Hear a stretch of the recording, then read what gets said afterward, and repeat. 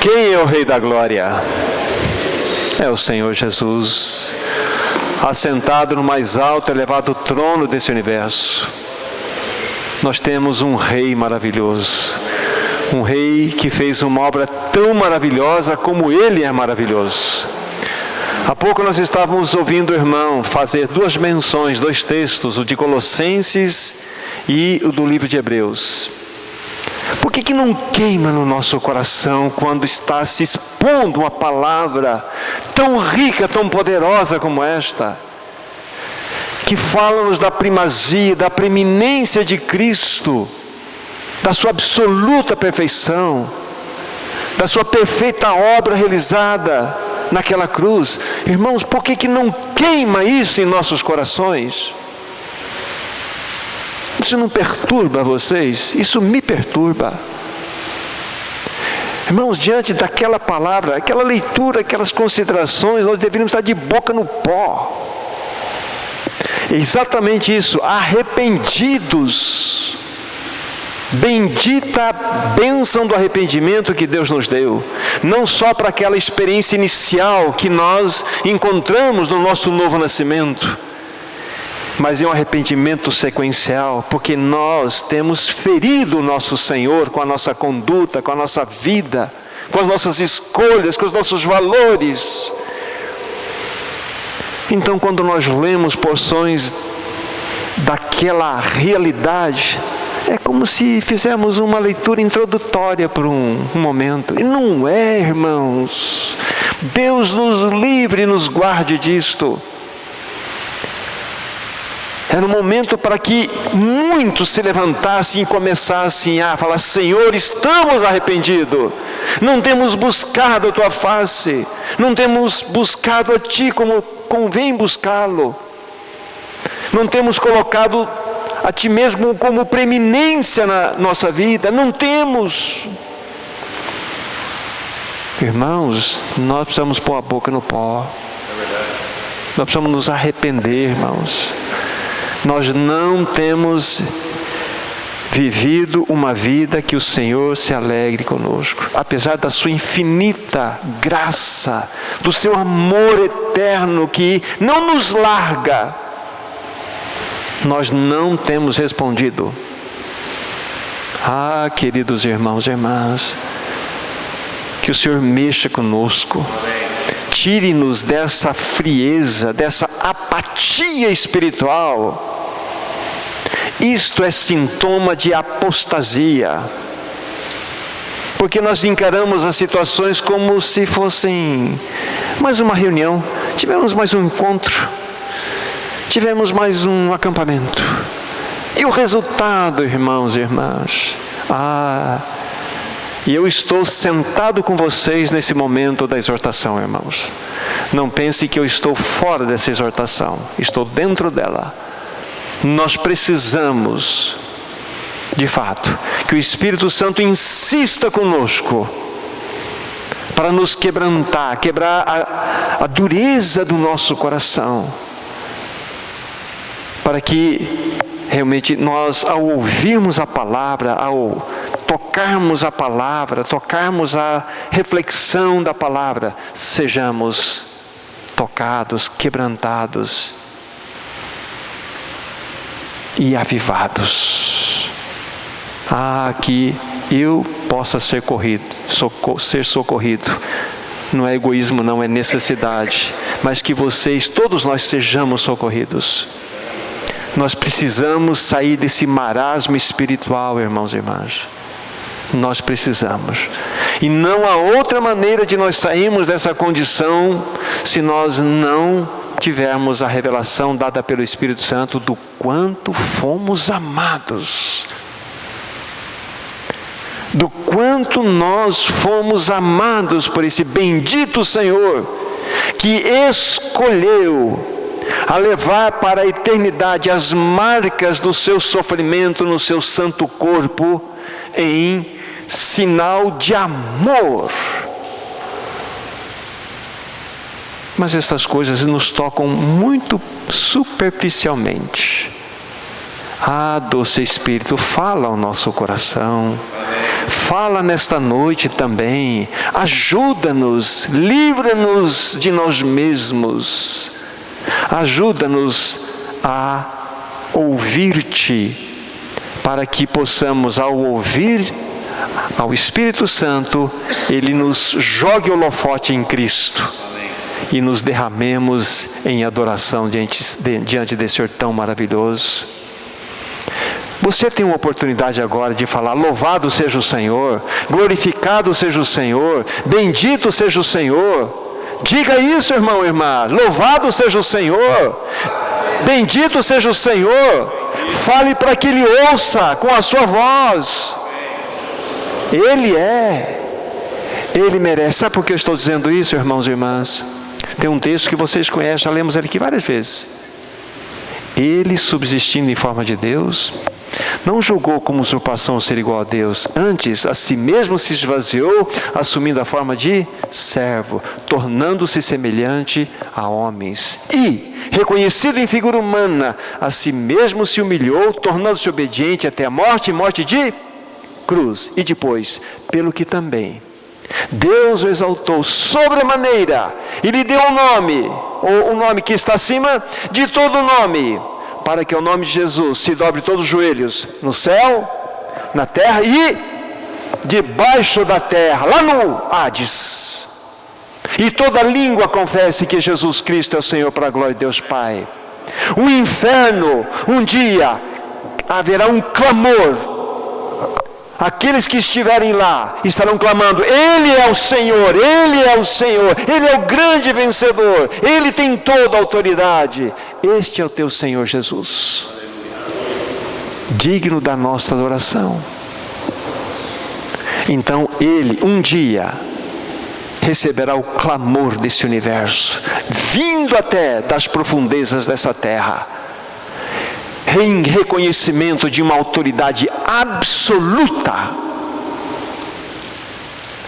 Lembre-se quando eu falei hoje daquele segundo véu rasgado, melhor dizendo, do terceiro véu rasgado, que é o véu da incredulidade, daquele centurião, o homem experimentado em torturas, experimentado em frieza, experimentado em escárnio, experimentado em malvadezas, experimentado em todo tipo de crueldade que você possa imaginar.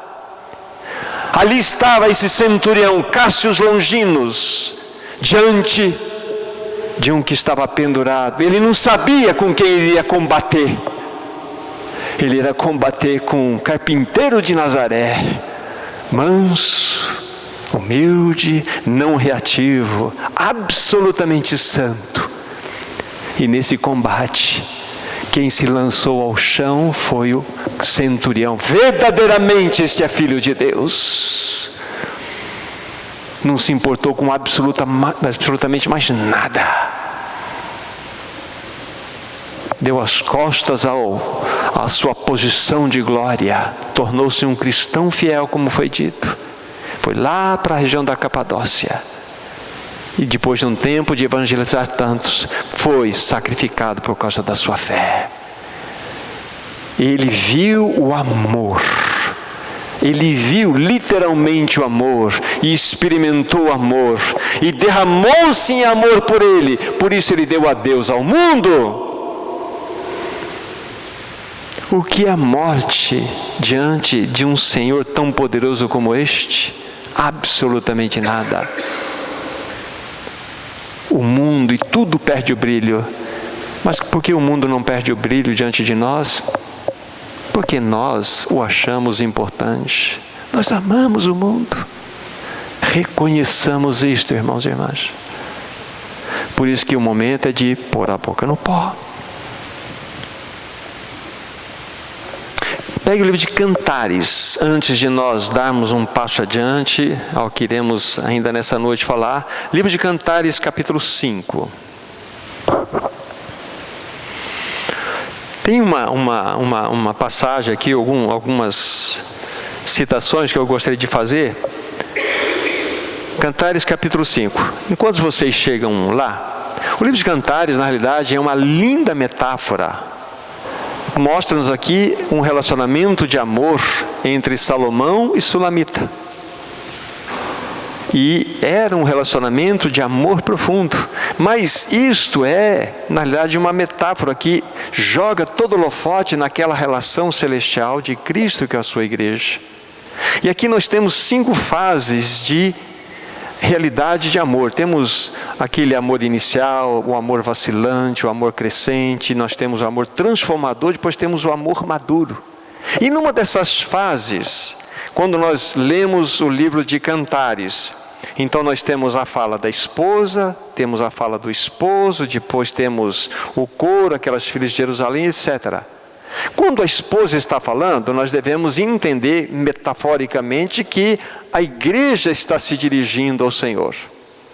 Agora, veja então capítulo 5, versículo 8. Quando a esposa, ela está concluindo uma fala aqui, ela diz o seguinte: conjuro-vos, ó filhas de Jerusalém, se encontrares o meu amado, que lhe direis que desfaleço de amor. A minha versão traz desfaleço. Algumas versões traz adoeço, que é a versão original. Aí, adoeço de amor. Que adoeço de amor. Mas como assim ficar doente de amor?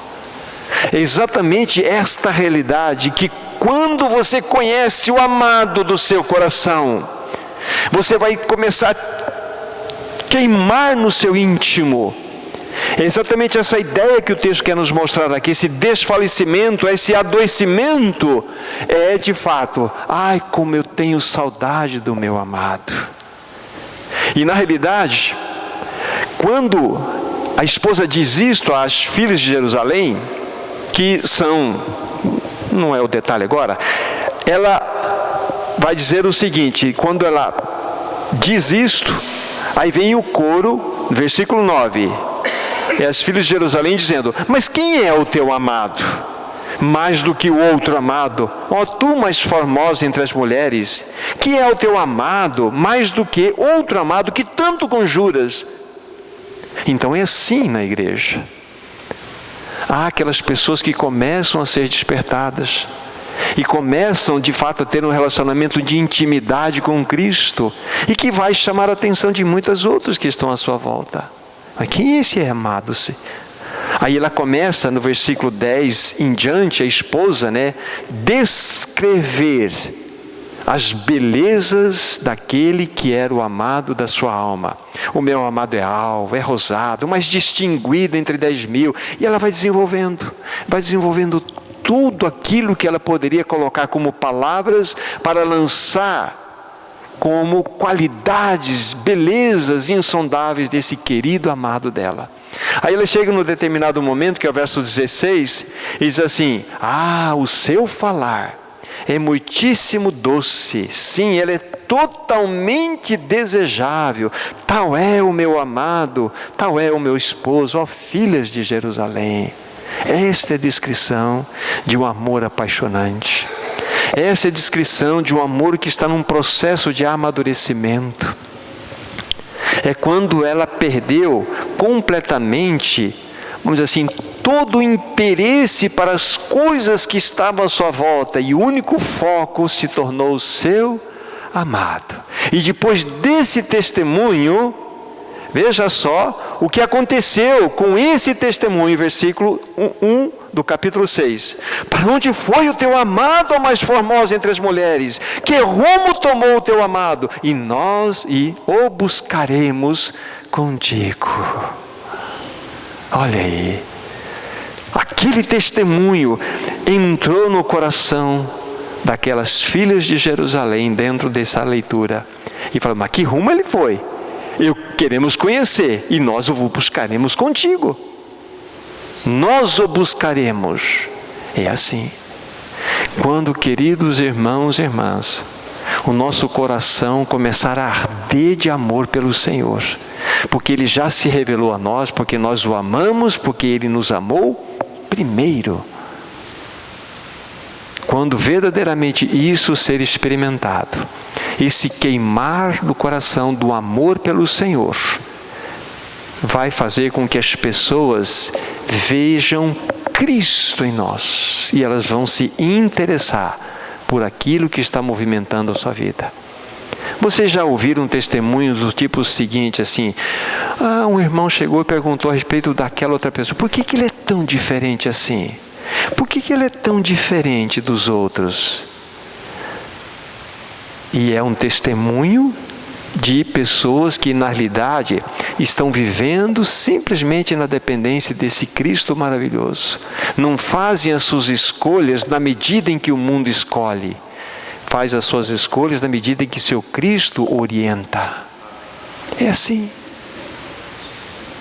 Que lindo será um dia alguém chegar para você e falar assim: mas por que você é diferente dos outros? Por que você faz assim?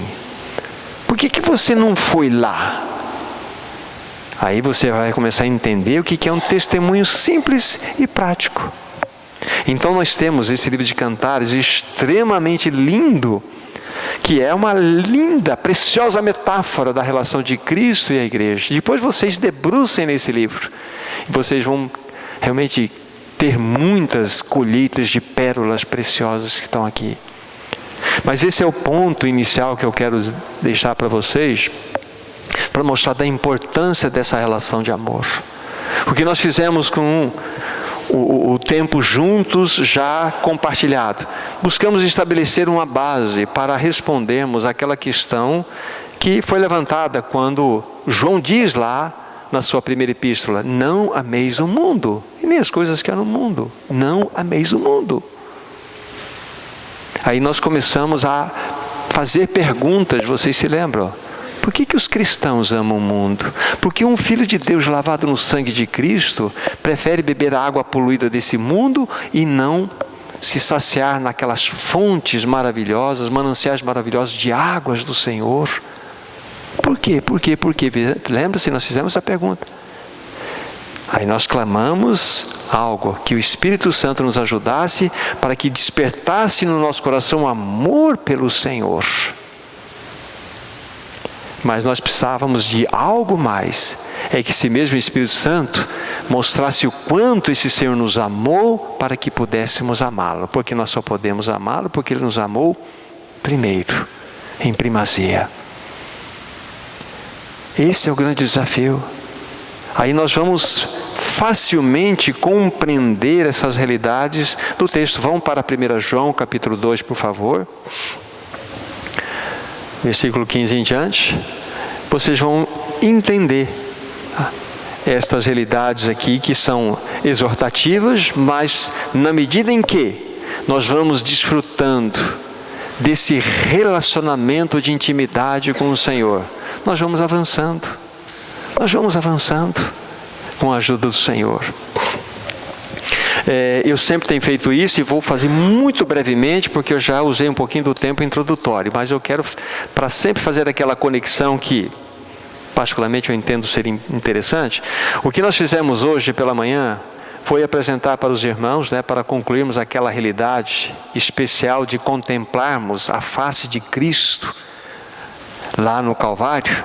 Nós falamos dos 6 milagres da cruz e na perspectiva da redenção. O primeiro milagre é a escuridão. E isso fala-nos do preço da redenção. O segundo milagre fala-nos do quê? Do véu rasgado de cima a baixo. Fala-nos do propósito da redenção. O terceiro milagre, o tremor.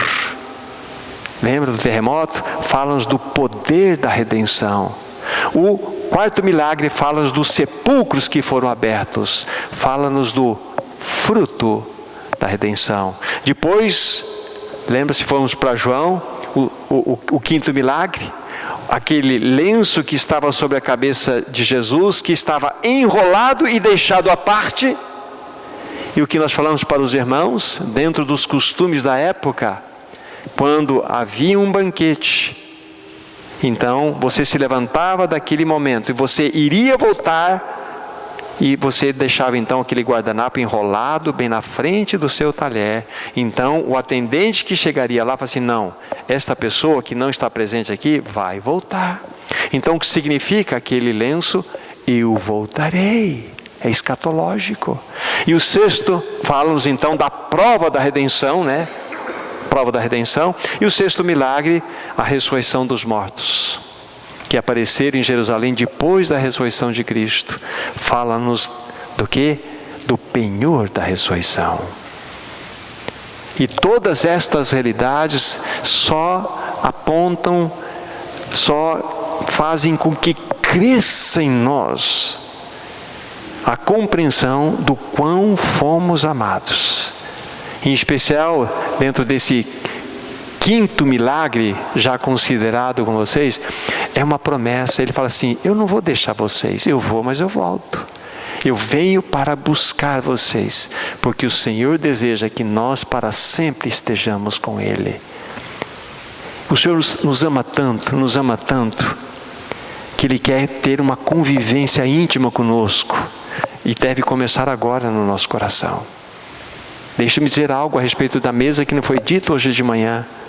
Antes de nós chegarmos aqui, Ele já estava esperando a cada um de vocês, para olhar na face de cada um de vocês e dizer assim: ai, como eu amo meu filho, como eu amo minha filha. No sentido de carinho, não paternal. No sentido de carinho, como eu amo. Então Ele já estava aqui. Então quando você vai partir o pão, entenda, Ele já estava lá te aguardando. Tamanho desejo e ânsia de estar com você. E o que Ele mais deseja num momento como aquele é ouvir a voz da noiva. A noiva tem falado tão pouco, na verdade. Por quê? Sabe por quê, irmãos? Ele não é importante para nós.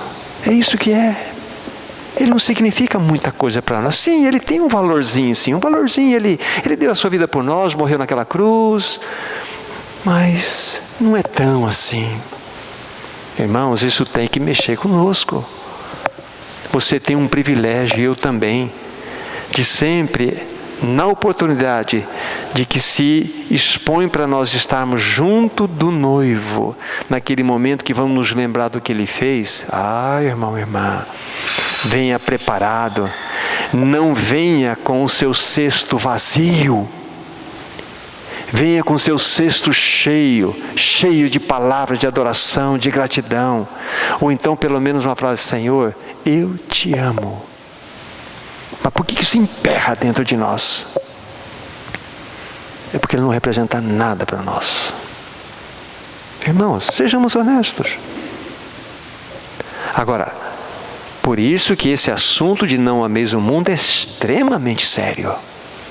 Nosso coração está mais apegado, mais envolvido com esse mundo que a gente possa imaginar. Porque é muita sutileza que nos amarra. Muita sutileza. Mas, dito isto, vamos olhar o versículo 15 novamente, né? Ele tem sido o nosso texto-alvo, o texto-chave. Não ameis o mundo, nem as coisas que há no mundo. Se alguém amar o mundo, o amor do Pai não está nele. Você já considerou, antes, o nosso propósito hoje também é nós trazermos uma definição, ou uma pouca explicação sobre a questão da palavra mundo para os irmãos. Mas antes disso, você já olhou lá no original essa palavra ameis? Porque no grego tem amor, filéu, storge, eros, tem ágape, tem epitomia. Que amor que está aqui? Ágape. Não impressiona isso? O amor ágape é entregar-se ao outro, é dar-se a si mesmo. É o amor que Deus usa quando Ele fala: Deus amou o mundo de tal maneira que deu o seu Filho unigênito. Então, quando nós lemos aqui não ameis o mundo, não se entregue ao mundo, não se doe ao mundo. É esta a realidade, é nós nos doarmos de uma maneira, ampla. Isso, você só vai se doar desta forma quando você está totalmente entregue. Não ameis o mundo. Não se entregue totalmente a esse mundo.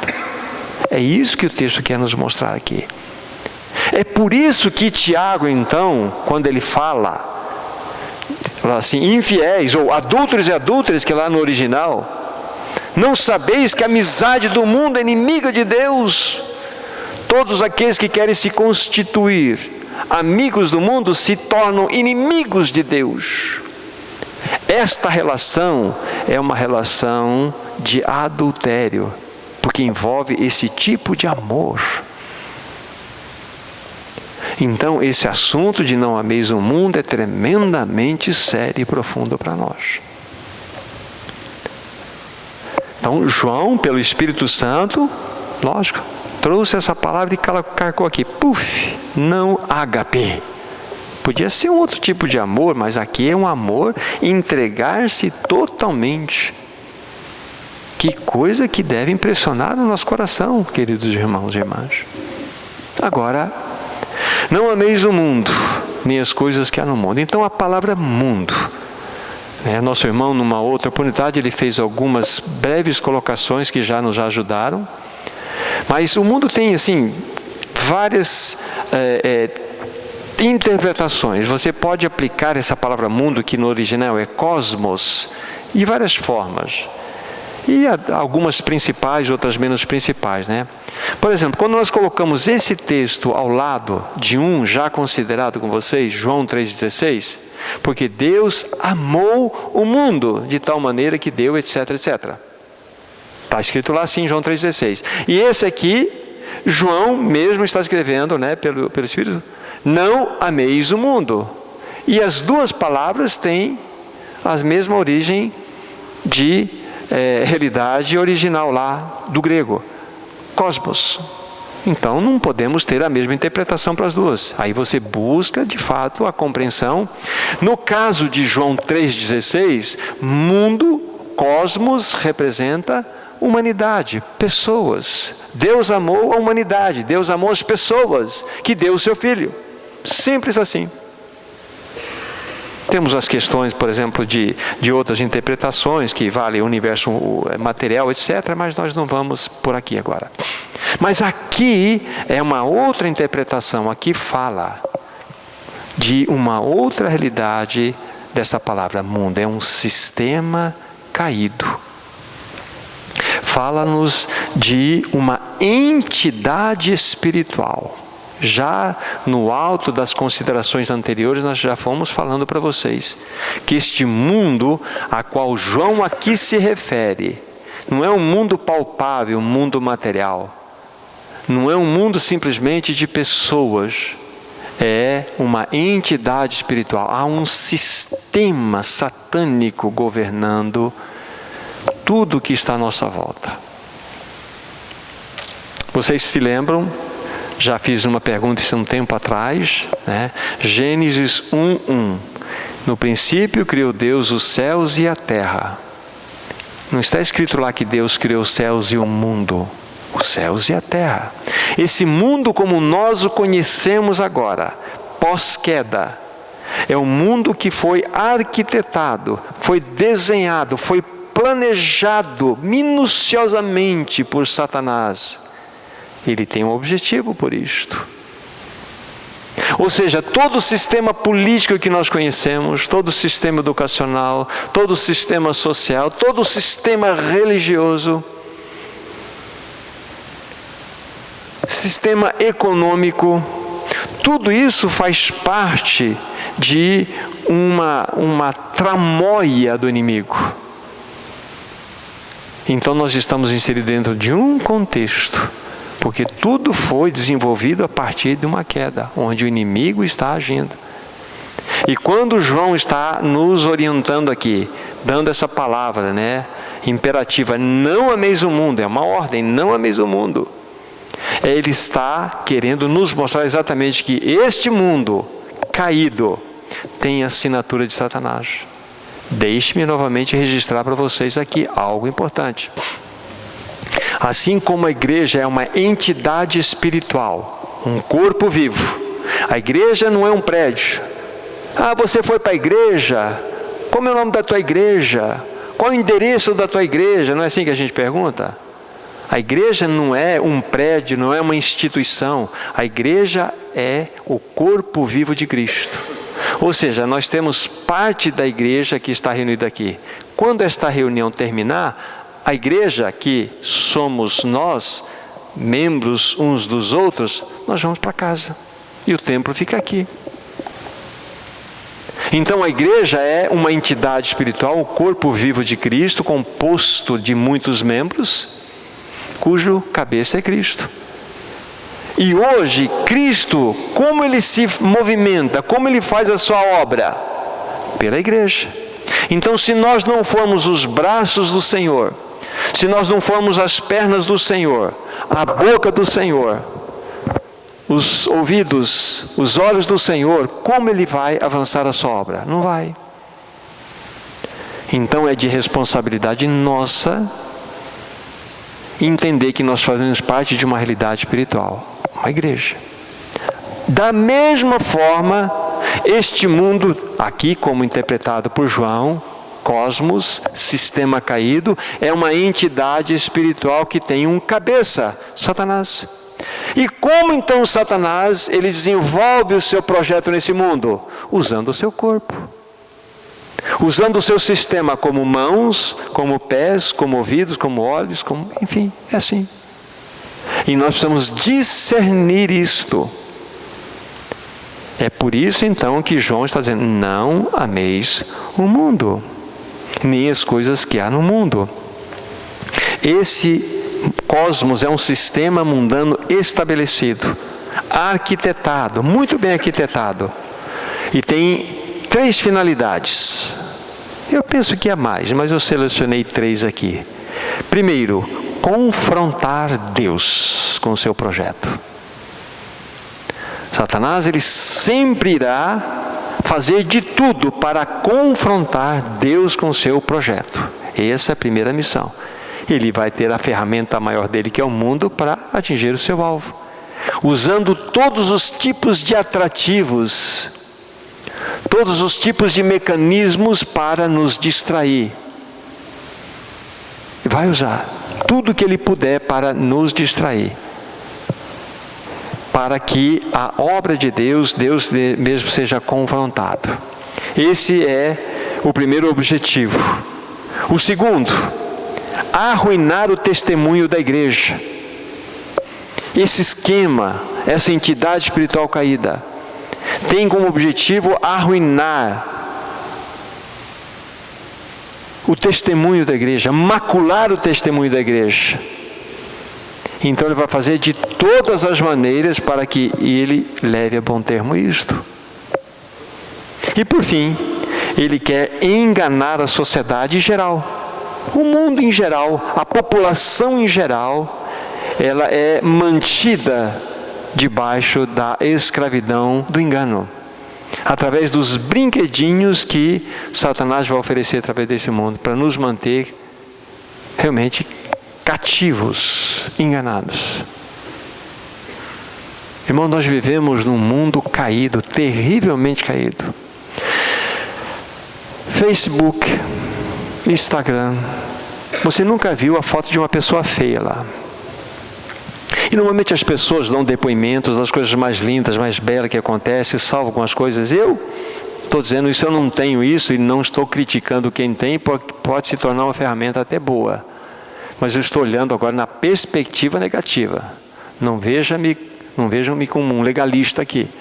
Mas é uma tremenda ferramenta maligna. E é impressionante isso, a multiplicação mundial que está acontecendo, ou, por exemplo assim, destas realidades de mecanismo da via web, via essa mídia. Irmãos, vocês sabem quantas pessoas se suicidam por ano no mundo? Por ano não, perdão, por dia. 1 milhão. 1 milhão. A cada 4 segundos há uma tentativa de suicídio no mundo. E a cada 8 segundos, uma leva a bom termo. O Brasil é o 8º país no mundo em suicídio. Nós estamos vivendo uma situação extremamente importante. Olha, eu não conheço, mas eu ouvi dizer que a Suécia é um país extremamente desenvolvido. Você anda pelas ruas de Estocolmo, você entra em alguns lugares, algum lugar de venda de revista, você não tem um vendedor. Você pega o seu dinheiro no bolso, pega a sua revista, pega o seu troco e vai embora. Que país maravilhoso. Primeiro no ranking em suicídio. Sabe por quê? As pessoas não têm mais sentido de vida, não têm mais valor na sua vida e não têm mais propósito em sua vida. Porque o mundo está assim, com seus tentáculos cada vez mais engolindo. E nós, povo de Deus, estamos sendo tragados. E se nós, pelo Espírito Santo, não fomos acordados por isso, nós que somos aqueles que têm a resposta para esse mundo perdido, para esses jovens que não têm mais sentido de vida, não têm mais valor para a vida, não têm propósito de vida, nós temos a resposta. E por que nós não estamos levando essa resposta? Então nós precisamos ver que este mundo é exatamente essa realidade que ninguém fala. É essa mancha maligna que quando a gente expõe a gente fica assustado. Então nós precisamos entender o que João está dizendo aqui. Não ameis o mundo. Esse sistema caído que vai simplesmente colocar um canudinho no seu cérebro e vai sugar você até o fim. Quando você não servir para mais nada, ele vai cuspir fora você. Porque é isso que ele vai fazer. Então nós precisamos estar atentos. Agora, o ponto principal que nós devemos nos ater é conhecer o amor do Senhor. Porque quando nós estabelecemos um relacionamento de amor desse nível, o próprio Espírito vai nos dar graça de enfrentarmos essa situação, de discernirmos essa situação. Aí ninguém vai precisar perguntar para mim, Thomas, ir no shopping é do mundo ou não é do mundo? Thomas, ir no cinema é do mundo? Essas perguntas se perdem no espaço. Depende, você pode estar no shopping e ser um santo. E você pode estar no shopping e ser um mundano terrível. Depende. Vai depender do teu relacionamento com o teu Senhor. Foi claro? Para não deixar nenhum embaraço para os meus irmãos. Então não é assim, não é lá, pode isso, pode naquilo, pode subir, não pode. Não é assim. Ande com Ele. E há um livro que chama assim, Meus Passos, o que faria Jesus? Você vai se lembrar, Senhor Jesus, isso te agrada? Isso traz alegria ao teu coração? Não traz? Também para mim não traz não, Senhor. Não, você pode ir lá, meu filho, eu estou com você, então vai. É assim. Então quando somos exortados aqui por esse imperativo, não ameis o mundo, realmente é algo extremamente significativo, né? E como estamos falando da classificação, dando um entendimento um pouco mais amplo sobre essa palavra mundo, vamos pegar agora vários textos, ainda que de maneira rápida, vamos citá-los, para vermos o que a palavra de Deus fala-nos a respeito do mundo em várias perspectivas. Primeiro texto, 1 Coríntios capítulo 2, 1 Coríntios capítulo 2, versículo 12. Vamos anotando assim, ou pelo menos tendo a percepção dos detalhes que vamos estar pensando dos versos que serão citados. 1 Coríntios 2, 12. Diz assim, ora, nós não temos recebido o Espírito do mundo, e sim o Espírito que vem de Deus, para que conheçamos o que por Deus nos foi dado gratuitamente. Mas o ponto é, nós não temos recebido o Espírito do mundo. O que é isto? Daqui a pouco nós vamos voltar nesse assunto aqui. O que é o Espírito do mundo? Então veja só, esse mundo tem um Espírito. Veja, esse sistema caído tem um Espírito aí agindo. Segundo texto, mesmo livro, 1 Coríntios 3, verso 19. Porque a sabedoria deste mundo é loucura diante de Deus, porque está escrito, ele apanha os sábios na sua própria, ou na própria astúcia deles. Veja que esse mundo tem uma sabedoria. Vamos somando aqui, vamos colocar no cantinho. Tem um espírito e esse mundo caído tem uma sabedoria. Você começa a entender o que significa uma entidade espiritual caída? Então há todo um processo bem arquitetado. E a única defesa clara, o único antídoto possível para enfrentarmos isto é quando nós contemplarmos o Calvário. Ainda hoje penso que nós ainda vamos falar da obra da cruz, porque a única forma, olhando para Cristo e este crucificado, de nós sermos libertos de maneira real, é olharmos para aquilo que Ele fez objetivamente e também na resposta subjetiva a nós, lá na cruz. Vamos pegar no outro texto. 1 Coríntios, vamos aproveitar que estamos nesse livro, capítulo 7, versículo 31. Veja só como que Paulo, quando ele vai falar do mundo, ele fala alguma coisinha que nos mostra como realidade desse mundo caído. 7:31, 1 Coríntios. E os que se utilizam do mundo como se dele não utilizasse, porque a aparência deste mundo passa. A palavra cosmos também, ela nos dá a etimologia da palavra cosmético. E quando nós vemos, ou pessoas que usam cosmético, você coloca todo tipo de produto na sua face, que é para você esconder alguma coisa, para você refletir uma outra. Não é isso, sinceramente falando, é isso. Está errado? Lógico que não. Mas no exemplo que a palavra está dando aqui, é para nós entendermos que esse mundo realmente é uma aparência. Há um cosmético passado na face dele. Ou seja, essa aparência gera o quê? Engano para nós. E nós somos capturados. Nós somos aí hipnotizados por esse engano e depois capturados. Mas vamos mais um pouco adiante. Efésios capítulo 2, versículo 2. E vamos somando aqui estas realidades que revelam para nós o que representa esse mundo, aquilo que ele é também. 2:2 de Efésios. Nos quais andastes outrora, segundo o curso deste mundo, segundo o príncipe da potestade do ar, do espírito que agora atua nos filhos da desobediência. Esse mundo tem um curso, ele tem um caminho. Já viu um riozinho seguindo seu curso, andando pelas suas curvas, passando por lá? Esse mundo é igualzinho. Agora, nós estamos nessa corrente que nos leva? Esse é o ponto, não é mesmo o mundo.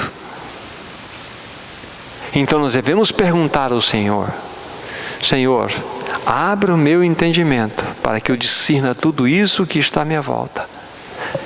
Então esse mundo tem um curso. Agora, capítulo 6 desse mesmo livro, versículo 12. Diz lá a palavra do Senhor: porque a nossa luta não é contra sangue e carne, e sim contra principados e potestades, contra os dominadores desse mundo tenebroso, contra as forças espirituais do mal nas regiões celestes. Que coisa! Dominadores desse mundo tenebroso, cosmocrátares, são entidades caídas que estão dominando. Então entende quando nós falamos que esse mundo na perspectiva de João lá, é uma entidade espiritual maligna, e nós devemos estar atentos. E este caminho, Satanás, por esse caminho do mundo, Satanás irá usar todos os recursos, todos. Fora desse ambiente nós estamos assistindo, infelizmente, a festa da carne. A festa da carne. Quantos suicídios sairão daí quantas situações que macularão famílias, macularão a sociedade, quantas coisas. E o povo lá, tchum, tchum, tchum, tchum, tchum, tchum, tchum. E é só alegria, né? A entrevista é só alegria. Facebook, Instagram, tudo é alegria. Mas nunca entram nos bastidores e percebem que aquilo é a semente da destruição de famílias, é a semente da destruição de pessoas, é a destruição de testemunho de cristianismo, é destruição. Não ameis o mundo, é o que a Bíblia fala. E isso está constantemente diante dos nossos olhos. Todos nós somos tentados. Não tem aqui ninguém mais espiritual do que o outro. Todos nós somos tentados. Se nós dermos vazão para a carne, iremos cair. Mas nós devemos permitir que Cristo cresça e nós diminuamos. Este é o mundo. Então esses dominadores do mundo sabe exatamente, e mundo tenebroso sabe como agir, como operar. Irmãos, a igreja, ela não está num parque de diversão, não está numa Disneylândia espiritual, está num campo de batalha. E você tem um inimigo feroz, o inimigo que quando você está numa luta, você cai no chão, ele não vai esperar você levantar, ele vai te chutar, ele vai esmagar você, ele vai chutar a tua cabeça, ele quer destruir você. Quando você e eu nos rendemos a ele, ele vai nos pegar e vai nos massacrar até a morte. Esse é o mundo. Agora nós podemos evitar todas essas coisas na medida em que cresça no nosso coração um profundo amor por ele, decorrido da revelação do quanto ele verdadeiramente nos amou. João 12:31. João 12:31.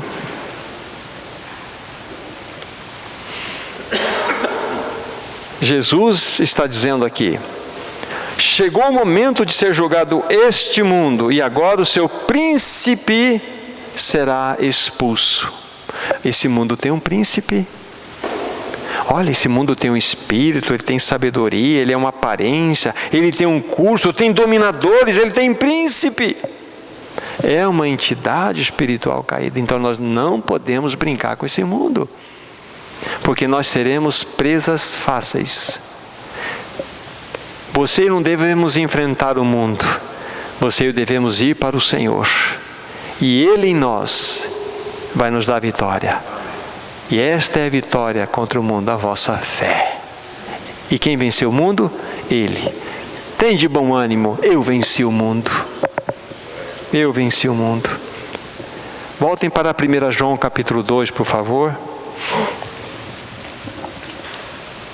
Então, aqui nós estamos pontuando exatamente, buscando algumas passagens para compreendermos um pouco o que este mundo é na perspectiva das Escrituras Sagradas. O mundo dentro da palavra que João nos deu aqui, o mundo caído, sistema. E vimos exatamente, ele se configura uma entidade espiritual caída. Terrível. Agora, lógico, dentro desse contexto, é impressionante que, logo que João trata desse assunto, finalizando no versículo 17, na leitura, ele entra no versículo 18. Veja só o contexto. Filhinhos, já é a última hora, e como já ouvistes que vem o anticristo, também agora muitos anticristos têm surgido, pelo que conhecemos que já é a última hora. Ele fala de anticristo, fala de anticristos. Ou seja, esses anticristos, no plural, quem foram e quem podem ser? Quem foram? Nero. Aqueles grandes imperadores malignos que foram levantados por Roma. Você pode pegar um Stalin, você pode pegar um Hitler. Estes são anticristos que foram levantados exatamente para, dentro de até uma proposta política, esmagar o povo de um modo geral. Mas aqui fala de um anticristo, né, no singular. Fala-nos daquela pessoa que um dia virá a este mundo, né, amando de Satanás, levantado por Satanás, para que ele então, em todo o projeto que está sendo desenvolvido ao longo dos anos, ele possa encabeçar. Mas não era esse o ponto que eu quero chegar. Pegue capítulo 4, versículo 3 do mesmo livro de 1 João. Olha só. E todo espírito que não confessa Jesus não procede de Deus. Pelo contrário, este é o espírito do anticristo, a respeito do qual tendes ouvido, que vem e presentemente já está no mundo. Aí fala-nos do espírito do anticristo. Lá naquela leitura que eu fiz lá atrás para vocês, de 1 Coríntios 2,12, eu falei que depois eu vou voltar lá. O espírito do mundo, esse mundo tem um espírito. E aqui falam do espírito do anticristo. Nós estamos falando de uma mesma coisa. O que significa essa expressão espírito do anticristo ou espírito do mundo? Segundo eu compreendo, é uma mentalidade que vai governar nossas ações. O espírito do mundo vai gerar uma mentalidade que irá governar nossas ações. Simples assim.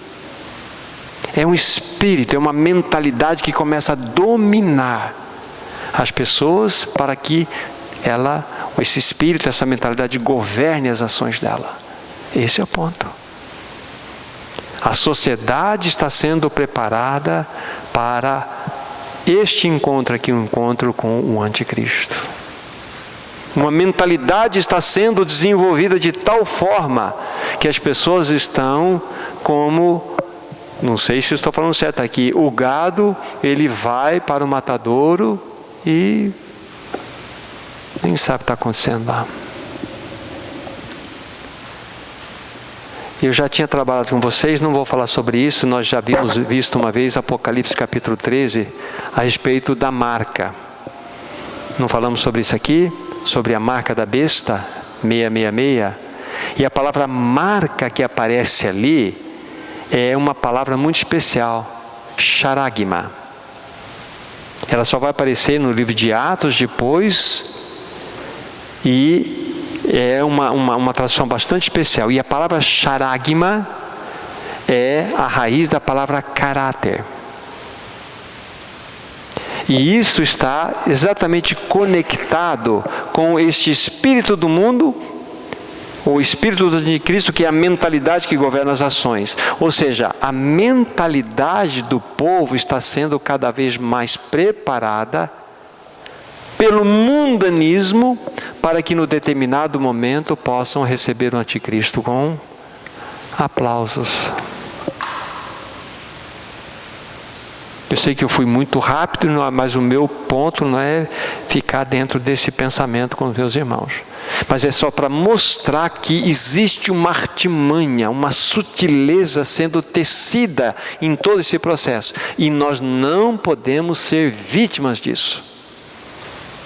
E a única segurança, o único antídoto é verdadeiramente contemplarmos o Calvário. Olhar para Cristo, ver o quanto Ele nos amou para que nós possamos, amando-o, realmente ter essa realidade protetiva em nossos corações. Então é impressionante, se nós fôssemos associar a outras passagens, veríamos essa mesma realidade.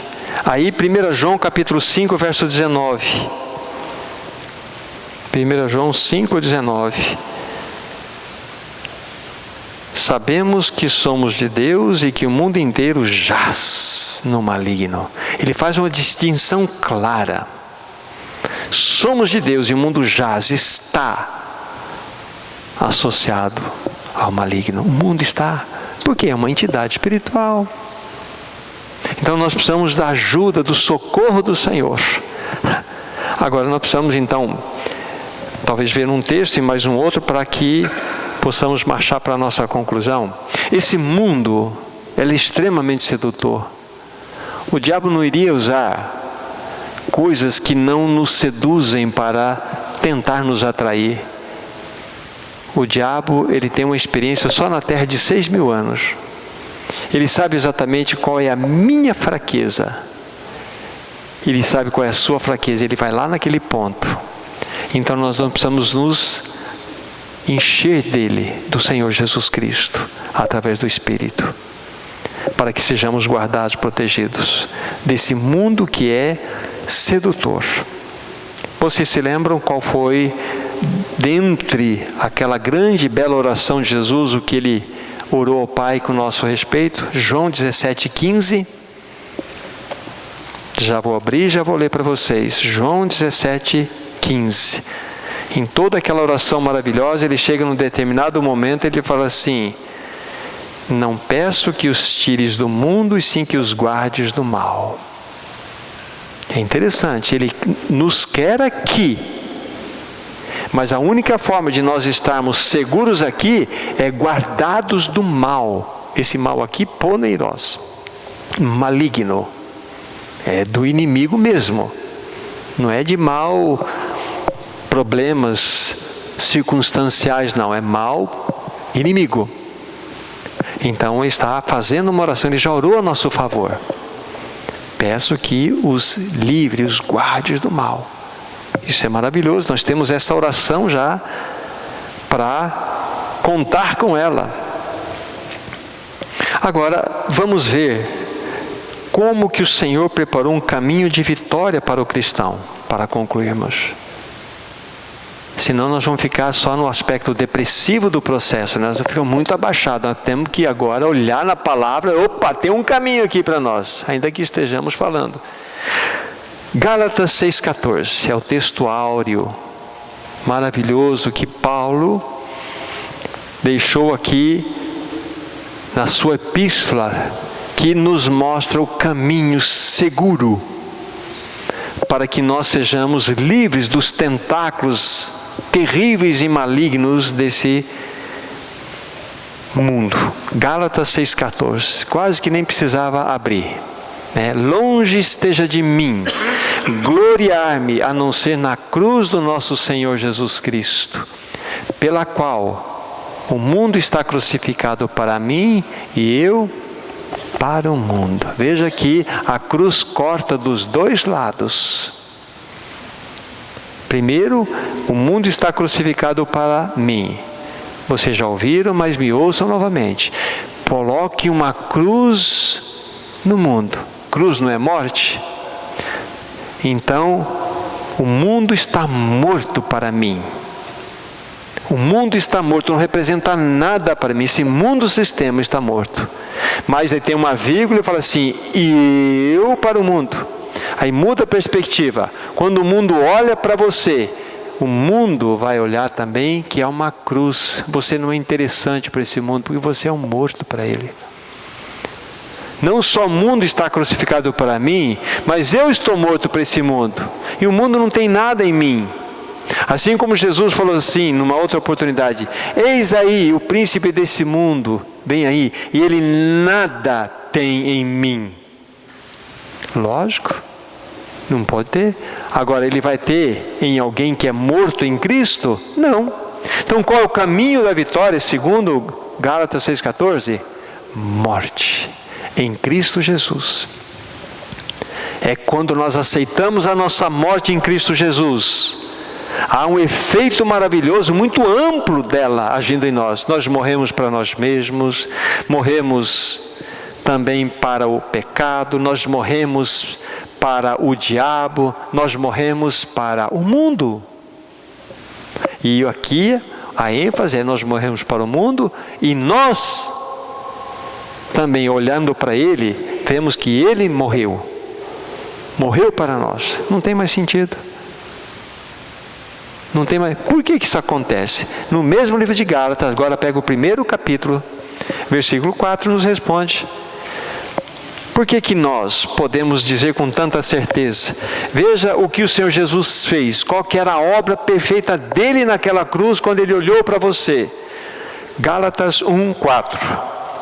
O qual, falando-se de Jesus Cristo, se entregou a si mesmo pelos nossos pecados, para que pelos nossos pecados, para nos desarraigar desse mundo perverso, segundo a vontade do nosso Deus e Pai.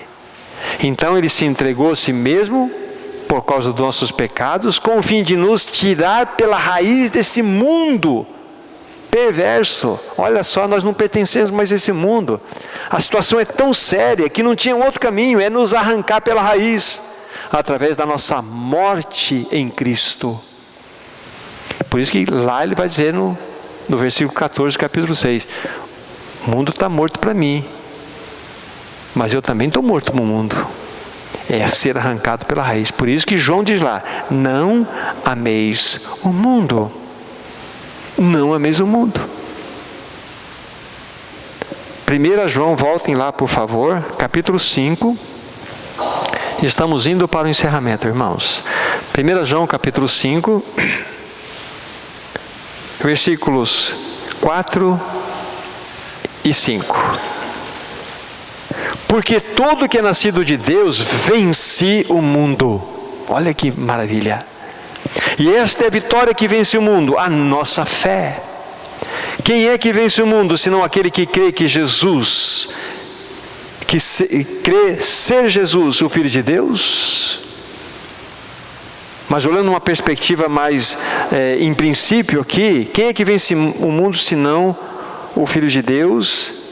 E senão, onde está a nossa vitória contra o mundo, senão pela nossa fé? Fé no Filho de Deus, que nos atraiu na sua morte, e depois na sua ressurreição, Ele mesmo vem habitar no nosso coração. Então nós morremos para o mundo, morremos para nós mesmos, e nessa jornada de fé nós temos a vitória. Esse é o texto, essa é a realidade. Não precisa ir lá, já foi lido pela introdução que foi feita, quando foi citado o livro de Colossenses, capítulo 1, versículo 13. Ele nos libertou do império das trevas e nos transportou para o reino do Filho do seu amor. Saímos de uma condição de império, de um aion caído, de um sistema maligno, e fomos levados para o reino do Filho do amor de Deus, o Filho do seu amor. Já foi feito isso, irmãos e irmãs. Então que sejamos ajudados, que nós sejamos socorridos pelo Espírito Santo, olhando para essas passagens finais que foram citadas. Onde está a tua vitória? Comece a debruçar-se sobre Gálatas 6,14. A minha glória está na cruz, porque nela eu morri para o mundo e o mundo morreu para mim também. Bendito seja o Cordeiro de Deus, que fez uma obra tão perfeita por nós. Damos graças a Ti, Senhor, graças a Ti. Obrigado pela orientação da Tua palavra, tão pura, tão perfeita. Nós Te agradecemos de todo o coração. Queremos que os nossos corações sejam dilatados de amor por Ti. Queremos de fato viver uma vida de adoração ao Teu nome, de respeito ao Teu nome, de compromisso com o Teu nome, para que possamos levar o Teu nome de maneira honrosa por todos os lados. Obrigado pela bendita obra da cruz. Obrigado pela nossa morte em Cristo Jesus. Obrigado porque nós morremos em Cristo para o mundo e o mundo para nós. Ajuda-nos pelo Espírito Santo a nos apropriar dessa tão poderosa verdade. Nós oramos pelo precioso e poderoso nome de Jesus. Amém. Amém, Senhor. Amém, Jesus.